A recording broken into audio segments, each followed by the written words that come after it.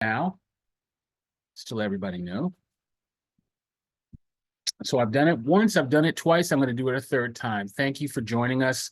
The Equity in Special Education, Ensuring Inclusion and Support in CTE Member Series. This is part of a series of different kinds of ways that NAPE engages its members and its community. Before I get the ball rolling, I just want to send out a general reminder that we have our National Summit for Educational Equity taking place between April 8th and April 11th. Inclusive Career Pathways Navigating the Road to Success. It is live and in person in Washington, D.C.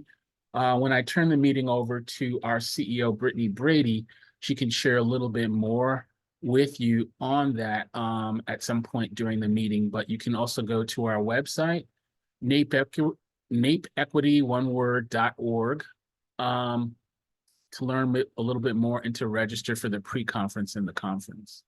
But it's an exciting opportunity for us to continue to build community together live and in person, and to test drive some of the NAPE resources, and also engage with fellow partners from across the country on equity and being a pace setter and an equity advocate and many other roles that you all play. Now, just a little bit about NAPE membership. I'm Associate Director for Membership and Partnership at NAPE. And part of what we do at NAPE is to engage members through what I call the 3 keys to member connection. That's discover, which is exchange knowledge about what works and what doesn't. Connect, which is adapt equity solutions that create and sustain new partnerships as needed. And take action, which is implementing solutions, monitoring progress through policy solutions, and continuously improve through advocacy. Discover, connect, and take action. So that may seem ambiguous, but it comes in many forms. This meeting itself is one form, but there are many different ways that we do NAPE engagement. There are some that are 1-hour type of member connecting opportunities, like this meeting itself, our web-based events, our monthly member series, our 1-hour engagements. We also have 1-day plus engagements, which would include things like the National Summit. That's an opportunity for in-person connections and partnership and collaboration. And then we also have extended member engagements, which are 6 months and longer. Those are our long-term projects through our NAPE committees and NAPE affinity groups. And if you're curious about what these kinds of member engagement can mean for you, take a chance to navigate our NAPE website, napeequity.org, one word, and you can learn a little bit more about NAPE membership, and there's some resources behind the firewall for those of you who are members who can learn a little bit more about and best practices and many other things. So check out our membership page on our website to learn a little bit more about NAPE engagement. Our committees are all really about collaborative problem solving. And so they're challenge focused, they're cross-functional in nature, they're time-bound, and they are supported through NAPE staff and scaffolding, so we can provide the framework for you connecting with each other, whether it's through web-based Zoom meetings, Google Documents, and other kinds of sharing opportunities. So we're here to support you. So that's my nickel tour NAPE membership. And now I'm going to get us started. I'm about to turn it over to Brittany Brady, NAPE CEO. But as we get started and using the chat, and we do this for all our meetings, I'm asking a reflection question. The question is, what resonates with you about this topic? Or, what brings you here? And so if in the chat you can introduce yourself and where you're from or what you represent, what community you represent, what resonates with you about the topic, equity in special education, ensuring inclusion and support in CTE? So we can just take a minute to reflect and to put your comments in the chat. I know our guest speakers will be very interested in seeing what resonates with you, and it could help with guiding our conversation today. So anyone, I don't see anything in the chat. Anybody like to offer some thoughts on what resonates with you on this topic?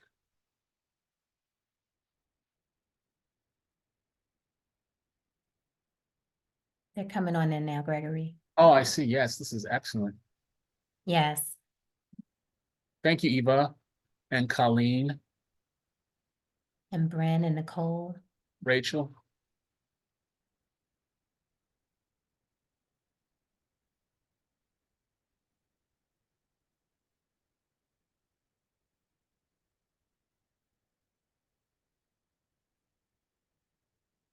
Very interesting. Thank you, Esperanza.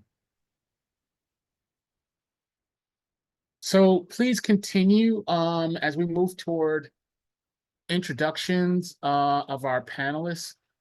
Please continue using the chat to share what brings you to this topic, what resonates with you about this particular topic. It will be very helpful for us as we continue this conversation today.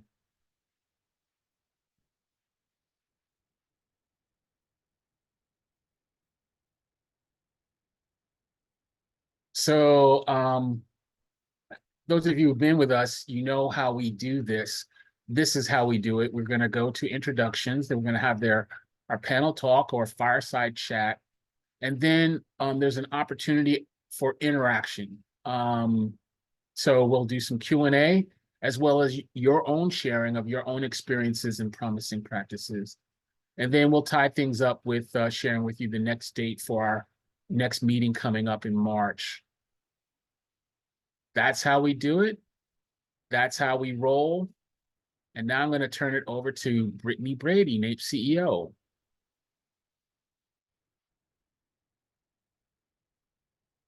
Thank you, Gregory. And I'm going to go ahead and invite my esteemed panelists up so you can stop sharing, and I will go ahead and get us started into our fireside chat. I'm so excited to be speaking with all of our wonderful panelists this morning or afternoon. I'm still in morning. I haven't had my coffee yet all day. I'm joined by Jessica Gingold. Oh, my screen just changed. Okay. And Dr. Gail Lott, and then also Sharnice Alston. And so I welcome all of you all to go ahead and briefly introduce yourselves before we jump into some of the questions. And to those of you that have participated in the chat, thank you so much for sharing your perspectives. We'll definitely hit on some of the things you all have mentioned over the course of our conversation. And as we're discussing, please keep in mind that we save about 15 to 20 minutes at the end for Q&A. So be thinking of questions that you want to ask our panelists, because they all sit at different places across the ecosystem. And so I'll go ahead and get us started. Maybe we'll go in name order. So I'll go ahead and get started with you, Sharnice, to introduce yourself briefly. Hello, everyone. My name is Sharnice Alston. I am a student support specialist in Appoquinimink School District. I am the special education liaison for our CTE department in Delaware. Thank you, Sharnice. And then Dr. Lott. Hello, everyone. I work at the Colorado Department of Education in the Office of Special Ed as a secondary transition specialist, and I've been in this role for about 10 years. So I support high school special educators who are responsible for developing those transition plans for our students with disabilities so that they can transition to a successful adult life. So that is what I do. Love it. Students with disabilities are special to me, and I am a very strong advocate for doing right by them. So. Thank you, Gail. And then Jessica. Hi, everyone. I'm a senior attorney at Equip for Equality. Equip for Equality is the protection and advocacy agency for Illinois. So if you don't know what that is, we are federally mandated to exist in every state. It's a disability rights organization. So whatever state you're in, there is one. There's a comparable organization, and we are charged with advocating for the human and civil rights of people with disabilities across the state. So my role is in our special education clinic, and I specifically do most of my work with court-involved youth or youth at risk of court involvement. Thank you all. And now you all see, attendees, how varied the experiences are. And I'm so honored that we're able to have each of you. I want to get us started with kind of the heart piece of the work. And any of you or all of you all can answer this, but what inspires you to do the work that you do?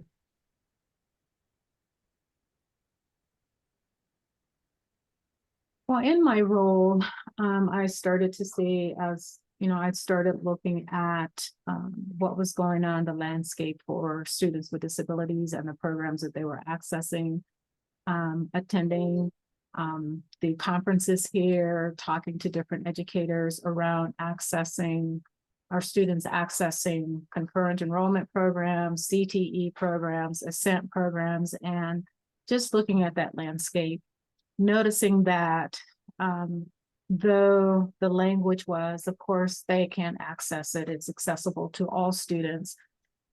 Our students with disabilities were really not well represented in CTE programs. And so I started down this path of trying to figure out, what I could do to address that. Also, with the research saying how students with disabilities who are involved in CTE pathways, and they are completers of CTE pathways, how successful they are, how engaged they are, that their graduation rates increased. And so I was looking at it as a way to address some of that as well, the engagement and graduation rates of our students with disabilities.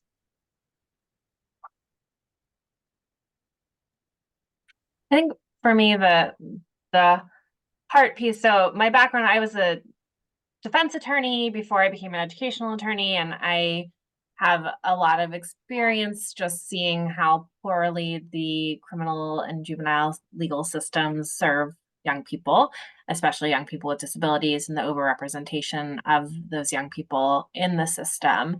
And I think what inspires me about special education work and getting access to the varied programs is the opportunity to use this as a way to avoid kids going into the other systems, right? And so, we talk about in my field misincarceration and this idea that young people end up in the juvenile legal system and in the adult criminal system because they just haven't gotten the proper services and supports in the community. And so they're kind of being punished for their disabilities and the lack of other systems doing their jobs.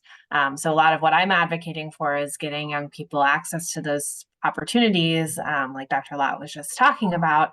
And I have a belief, and I've seen it, that when these young people get the correct services and supports, they do well, right? And then they're not in the systems that are certainly not designed to serve them. So that really drives my approach.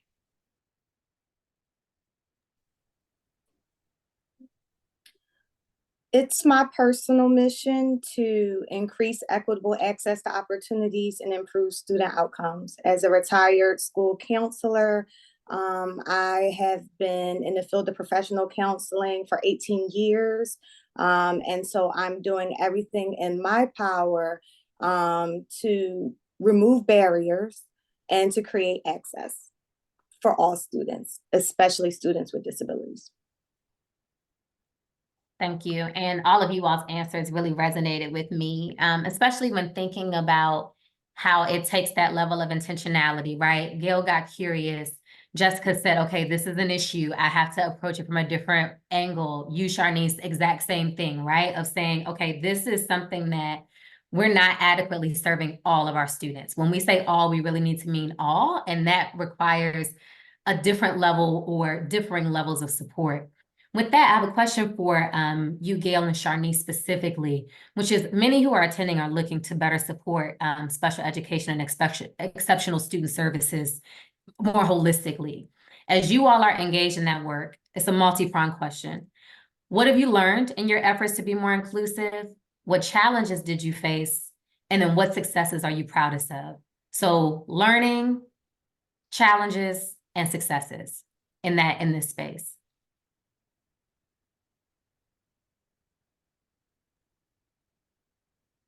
I have learned that equal access doesn't really mean equal access for each student. I have also found that I have had to be intentional about, how do I address some of the biases related to students with disabilities and what they are capable of doing. And so, I always think in my head, when folks think about individual students with disabilities, are they thinking about students who are the most significantly impacted when there is a range of abilities among these students? And so really being conscious and intentional about some of those conversations when trying to get folks on board with this work.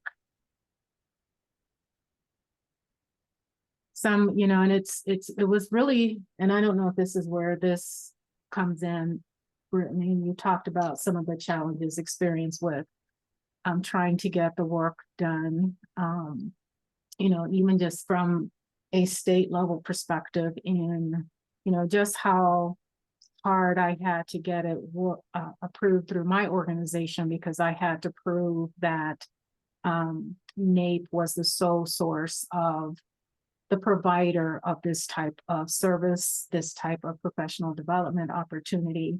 And what made them, what stood out about this work is that it is specifically targeted to students with disabilities. So we hear a lot of conversations around special populations, and students with disabilities is one of those special populations. But it felt like to me that within those special populations, sometimes students with disabilities get lost in that conversation, and that we had to be more intentional about how do we address their specific needs. And so that is why I went down this. I was like, we have to be intentional. We've been using all students, we've been using equal access ever since I've been a special educator, which I've been in special education since 1990. And the language has been the same. And so we know that to address the needs of students, we have to look at the individuality of them, and we have to be intentional about what we do to address those needs.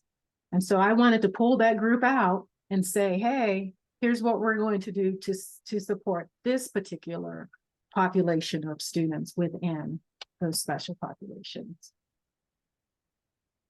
And it has not always been an easy journey, but I keep fighting it because I feel like it's important that we look at these students and support these students.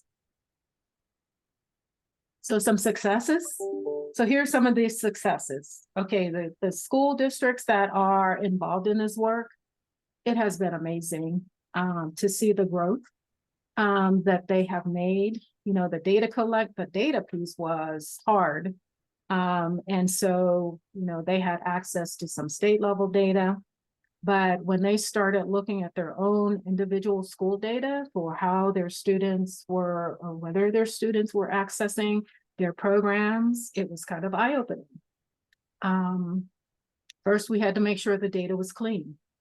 Was the data showing us what we expected it to show us? How did we have to clean it up?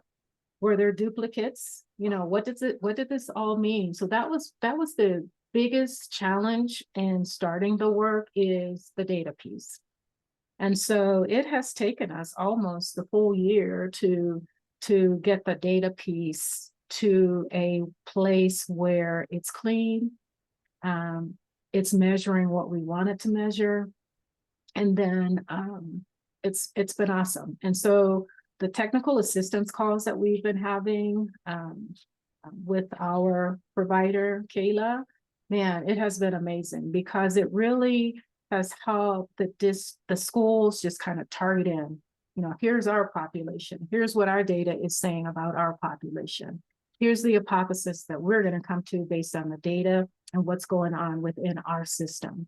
And so being able to walk them through some of those processes and help them to come up with a root cause and think about, you know, here's what we need to do next to dig deeper into this has been amazing.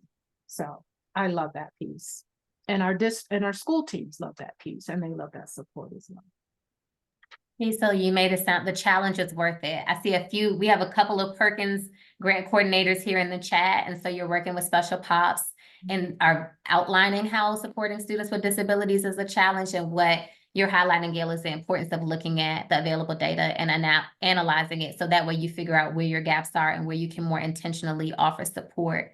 Sharnice, I want to make sure you get in there because I know you're sitting in a similar role to Gail, but in Delaware. Yes, I agree with Gail. Equity is not equality. So I think the first foundational step is to have a clear, concise understanding of what it means to be a true advocate in this work. It's important that we cultivate a growth mindset. The societal messages and attitudes that are being perpetuated really does hinder the ability to create student success, educational success. And so sometimes we have to evaluate our own mindsets and our thinking, because I've seen just in this line of work, well-intentioned people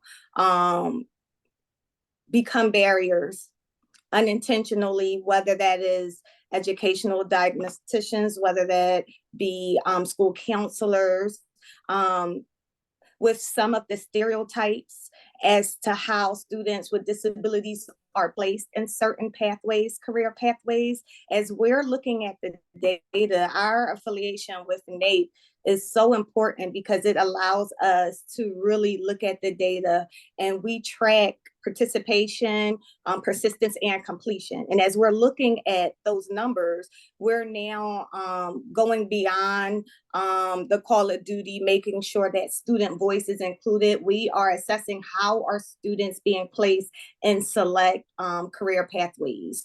And a lot of times they do not know why they're placed in certain pathways. Someone made the choice for them. And so a lot of times we are having these discussions and we're talking about children without children. You know, we tend to create the narrative for them. And I think it's important that we are inclusive of student voice when we are trying to do this work. So I would say one of the biggest challenges is really cultivating that transformative mindset, that growth mindset, because most CTE instructors are coming straight from industry. So they haven't been given that formal training and education. And so what are we doing to make sure that they understand how to uphold a 504 plan or an IEP with fidelity? What are we doing to make sure that they feel confident and confident to carry out accommodations, to carry out supports? And so that's my role. I also find that my biggest success has been being proactive. You know, I always say it's better to prepare than repair. And so I put a lot of attention into the middle school grades and have them value and put attention to their post-secondary plans and pursuits. I think that sometimes we wait until it's too late. And so I want to raise their career awareness. I want to provide them with enriched, robust career connected learning activities, experiences, and opportunities. So I make sure that students with disabilities are at the front of the line when I'm coordinating college tours for all of our middle schools. I try to be as proactive as possible, because I know that it's the experiences that they'll remember.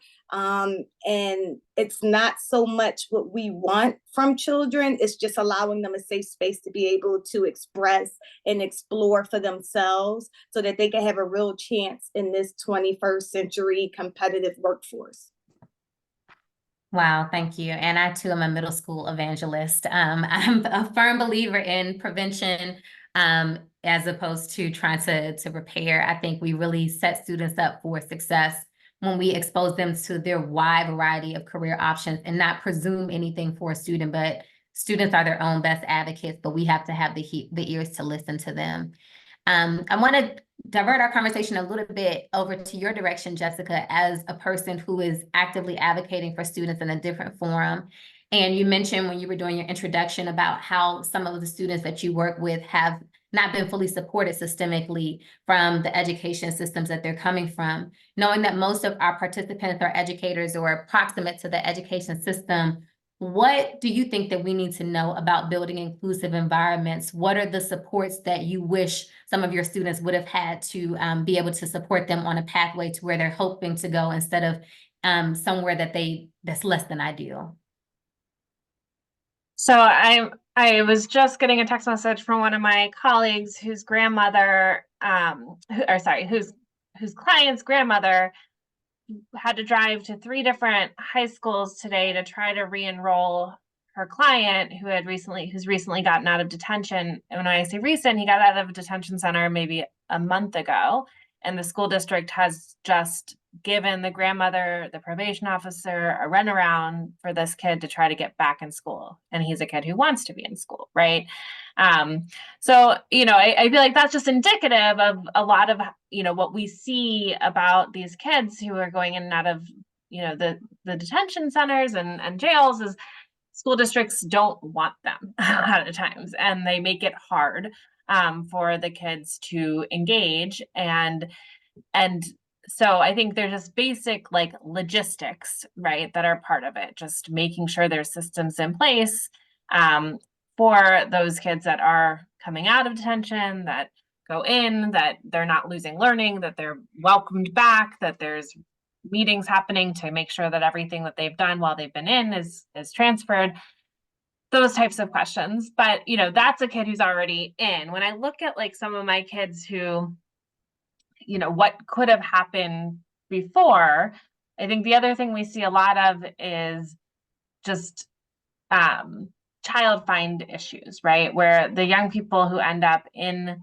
the juvenile legal system and the adult legal system are young people who have a lot of trauma, who've experienced a lot of difficulties in school, and they're met with exclusion rather than let's figure out what kinds of individualized supports you need to be successful, or let's figure out what kinds of programs we can get you excited about. It might be, oh, you can't be in the special program because you have now been suspended.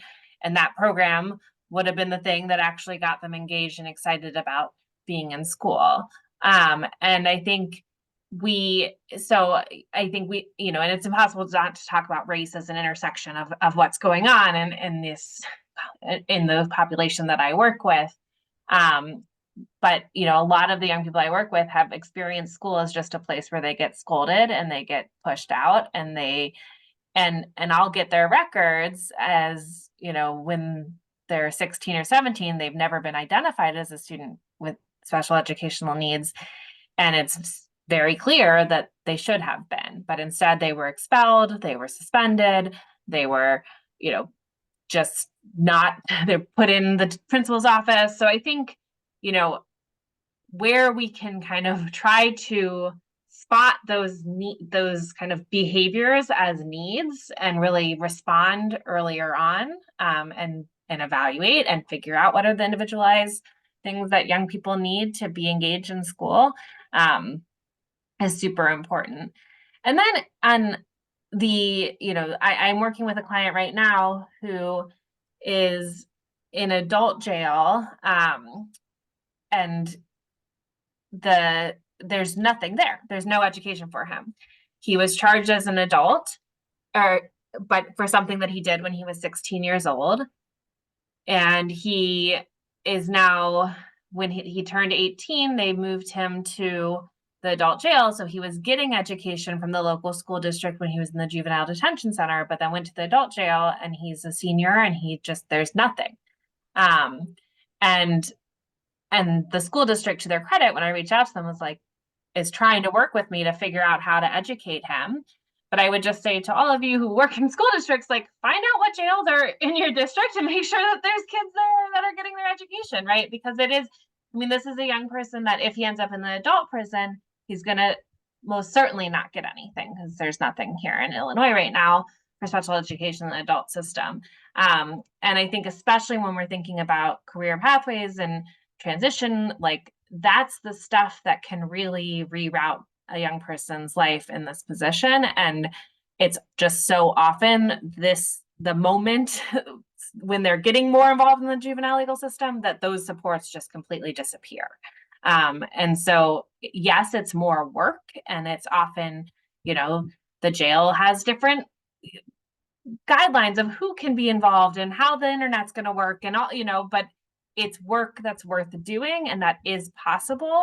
Like, I would love to see robust CTE programs and special education programs and transitions planning happening for any kid that's in an adult jail who's still at high school eligible. But I would say, in my experience, that's the last place that stuff is happening right now. But to your point, I think it's a real opportunity area, which is how I prefer to frame it. And something that you mentioned that I want to see if anybody else on the panel wants to weigh in on is how race plays into this whole factor, right? We know, even in terms of how disabilities present themselves, for example, Black girls with autism present differently than other ethnic groups, right? Because of cultural norms, et cetera. And so oftentimes students of color are misdiagnosed, if being diagnosed at all, especially when you think about some of the emotional ODD, some of the other diagnoses that really would help students get the support that they need. And yet they're going without a diagnosis. Sharnice, you mentioned something earlier about making sure that counselors and others are supported in terms of acknowledging their own bias and being supported in terms of developing IEPs and 504s. And just want to see if you all want to spend a moment weighing in there, because that's been something that's been intriguing. Even throughout my career, when I was working as a truancy prevention person, most of my students had disabilities. And they said exactly what you did, Jessica, which is, I would love to come back to school, but no one wants me there, was a very prominent mindset. And then when we drilled in on it, oh, I have dyslexia, or I have ADHD, or I'm actually autistic, and my family is not supporting me because no one else in my family has autism. Like, there were a lot of things that when I got into the conversation with them, I better understood that you're not getting the supports that you need.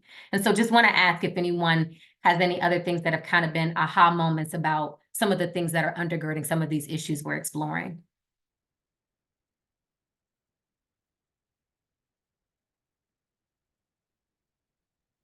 And I cannot say that the districts involved, the schools involved, have focused on race, ethnicity specifically.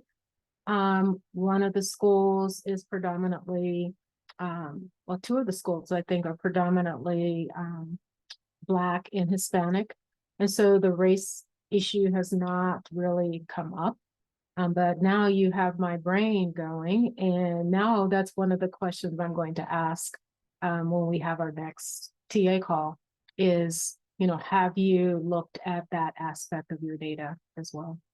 Now, that is something that is, we may look at as an agency, as a state agency, and looking at disproportionate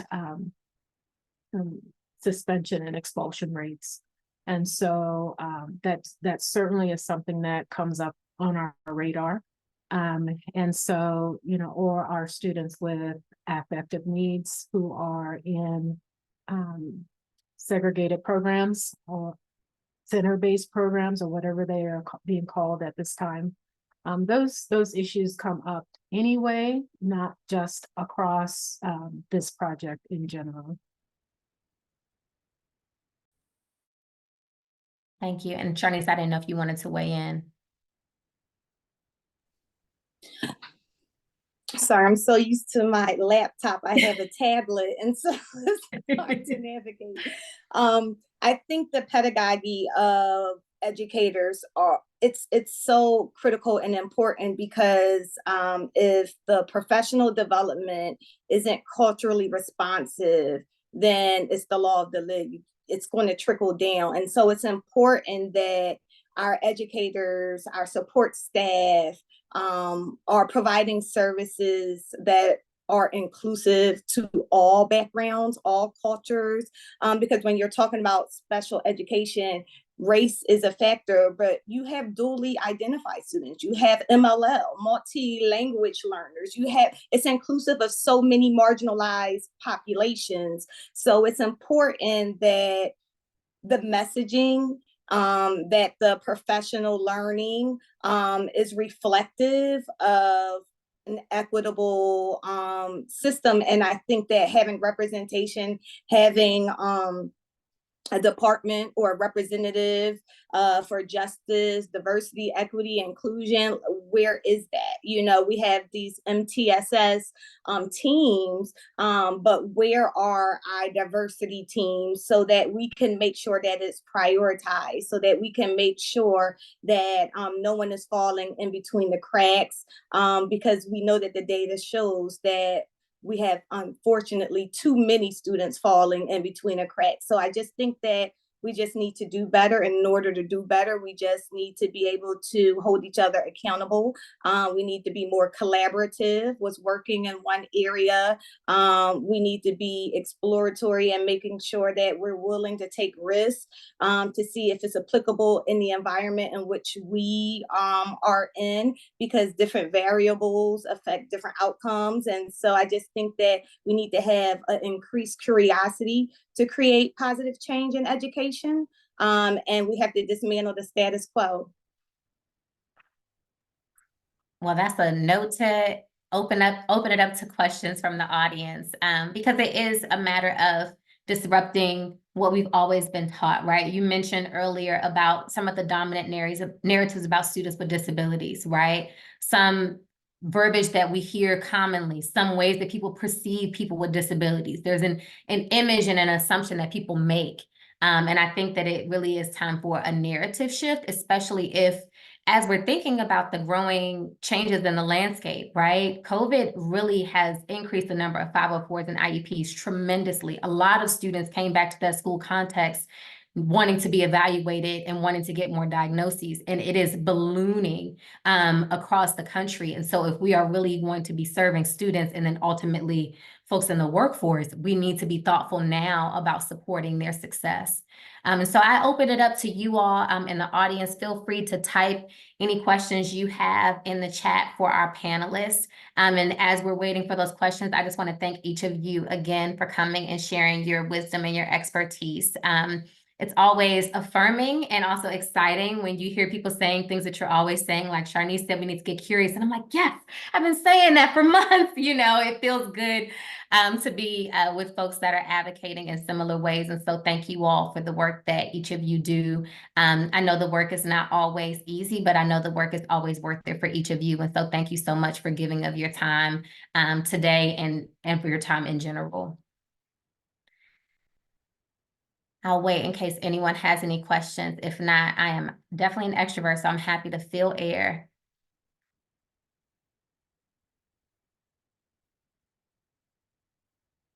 Oh, thanks, Eva. There's a comment, motivational interviews are a great strategy for learning about the students and allowing them to voice their interests as a part of this process of assessment, programming, services, and placement. Especially to that point, I appreciate that, Eva, that Sharnice made about not speaking for students, but listening to them about what they need and where they want to go. And that kind of motivational framing instead of like, what do you want to do when you grow up, I think is a great one that you offer, Eva. Thank you. We have a question from Colleen. Curious about how Perkins administrators are leveraging funds to do this important work. Perkins administrators, that's a fun one. I would love to know the answer to that question, because we are asking that same question in Colorado. if there's someone here. If there's someone here. If not, we are happy to disseminate that throughout our networks. We have some Perkins administrators. I don't, off the top of my head, I can't think of any work that we're currently doing that's being funded specifically through that for this, or else I would raise it. We have a hand up from our foundation board president, Dr. Lou Hargrave. Go ahead, Lou. I would like the question to be repeated. I'm sorry. How Perkins administrators are leveraging funds to do work like this.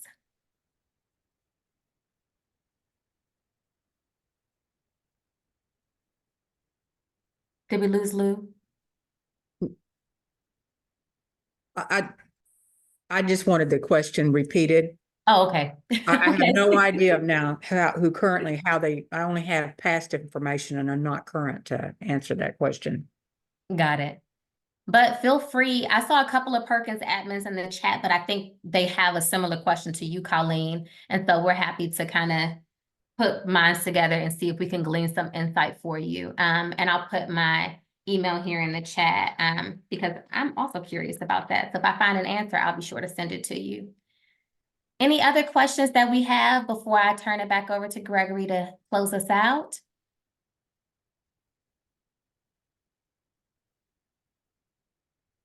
Thanks, Colleen. I got your email. I just want to, I can't help myself. Sorry, y'all. In the past, there was effort, and I'm hoping it's continuing to provide more open doors for individuals with disabilities.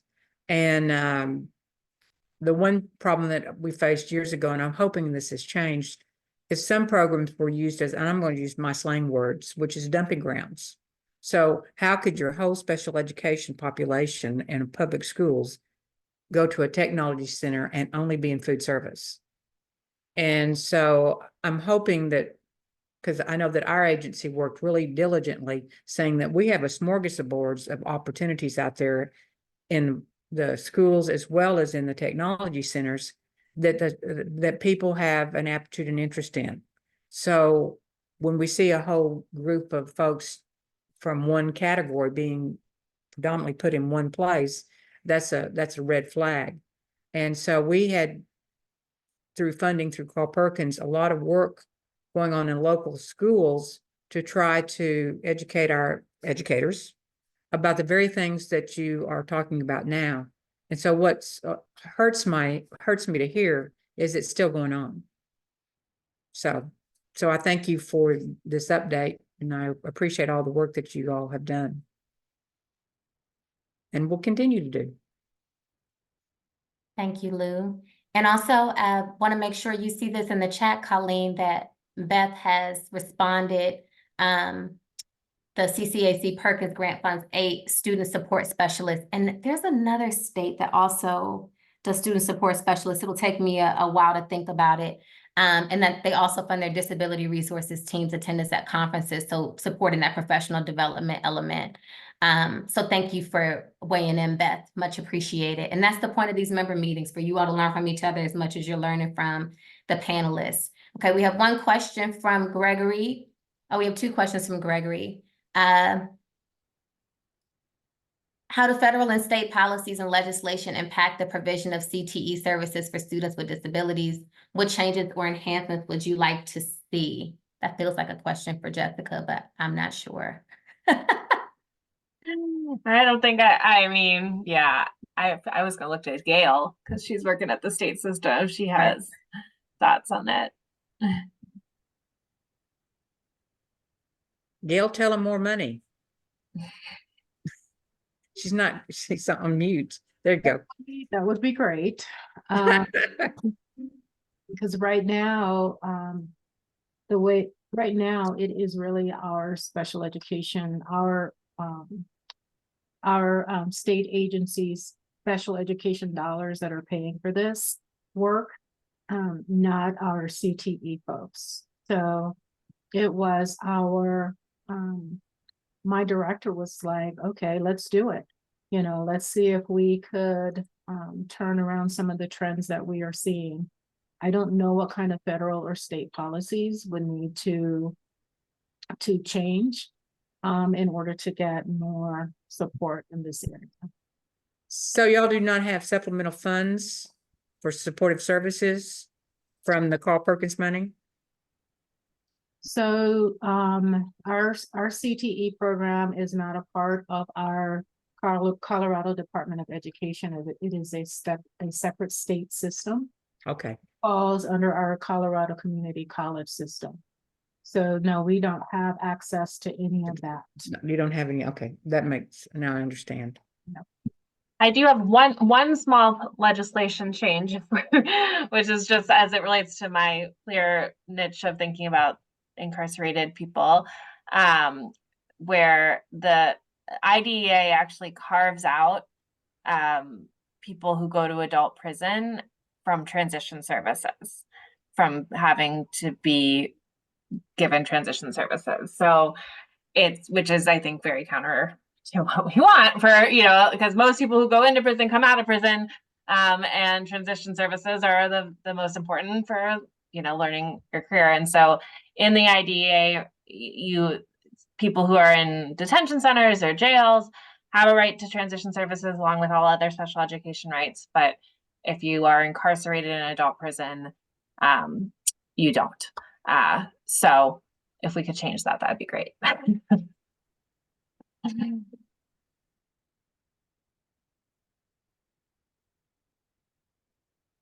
Thank you also, Nicole, for putting your response to the inquiry there. And then Jacqueline, thanks for your insight about wanting federal and state policies to be more strict with funding for special pops, especially because they need all the support of every dollar intentionally to be spent on supporting their success. And so while I agree with you that the future direction is bleak, I'm holding on hopes that we'll able to still be able to hold on to program supporting students with disabilities.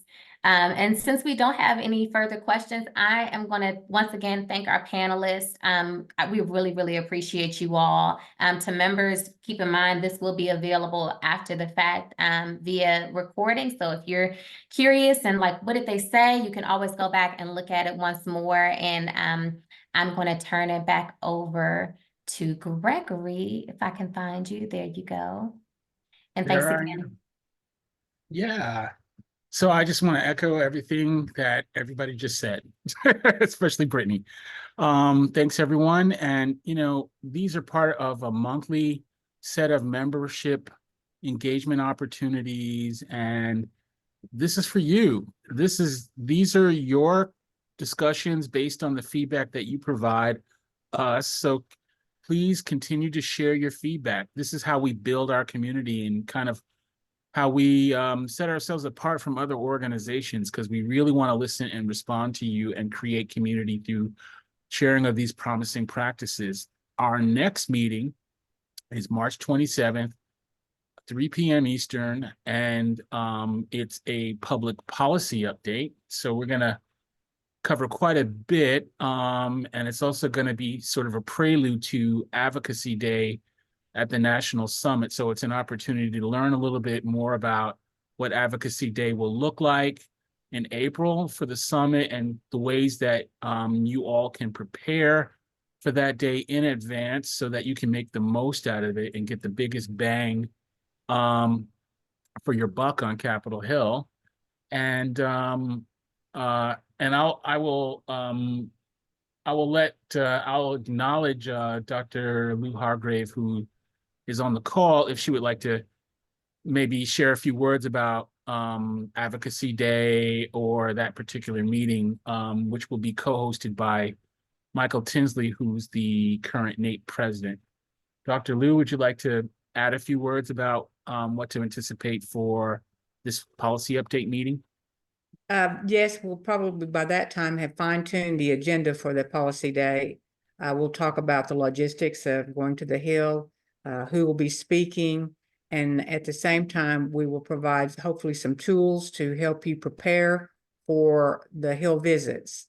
And hopefully we will have our new policy person that we will introduce at that time, and afford an opportunity for everyone to meet and greet and move forward with that leadership. We're anticipating that with great glee. Excellent. Well, we like Glee. Yeah, happy, happy, happy.